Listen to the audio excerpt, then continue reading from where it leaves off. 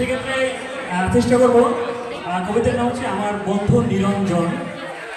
কবিতাটা লিখেছেন ভাস্কর চৌধুরী।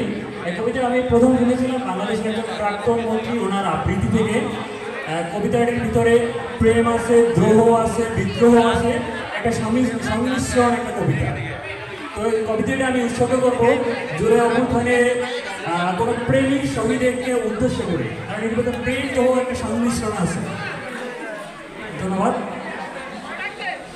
অনেক কথা বলবার আছে আমার, তবে আজকে নিরঞ্জনের কথা বলতে হবে আমাকে।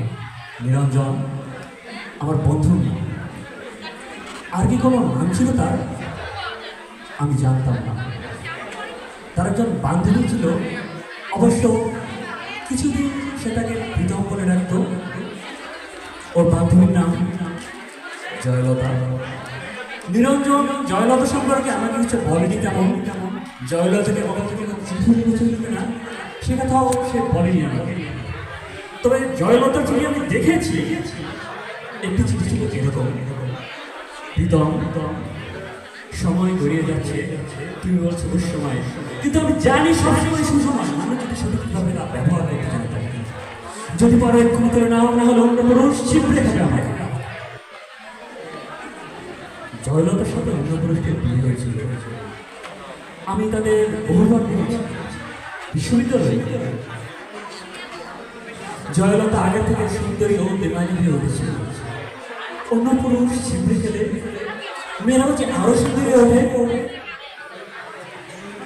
সেই প্রশ্নের জবাবে নিরঞ্জন আমাকে বলেছিল, মানুষকে আপনি শিক্ষার্থী নেবেন না। মানুষ যে এত বড় ভাবেন, গভীরভাবে চিন্তা করেন, অনুধাবন করেন, তাহলে আপনি কাঁদবেন। আমি নিরঞ্জনকে বলতে শুনেছি, তুমি গেরিলা মারো, তামিল মারো, দুষ্কৃতি মারো, হিন্দু মুসলমান মারো, শক্তির সাপেক্ষে তুমি যারই উদ্বৃত্ত বানানো বানানো দেবো, ইতিহাস বলবে মানুষই করেছে। মানুষকে মারা চলবে না। আমি মানুষের পক্ষে, মানুষের সঙ্গে, মানুষের জন্যে। নিরঞ্জন মানুষের বানানো মুশরিকের গুলি নিরঞ্জনের হাতে লেগেছিল, বুকেও লেগেছিল। রক্তাক্ত ছিন্ন ভিন্ন লাশ আমার বন্ধু নিরঞ্জনের লাশ। মানুষ কাঁধে করে মানুষের কাছে নিয়ে এসেছে। জয়লতা সে লাশ দেখেছিল কিনা সে প্রশ্ন নাও, যদি দেখে কেঁদে থাকে প্রকাশ্যে অথবা গোপনে, নিরঞ্জনের লাভ ছিল। মানুষ সে লাশ দেখে কেঁদেছিল, আমি জানি তাতে নিরঞ্জনের লাভ ছিল।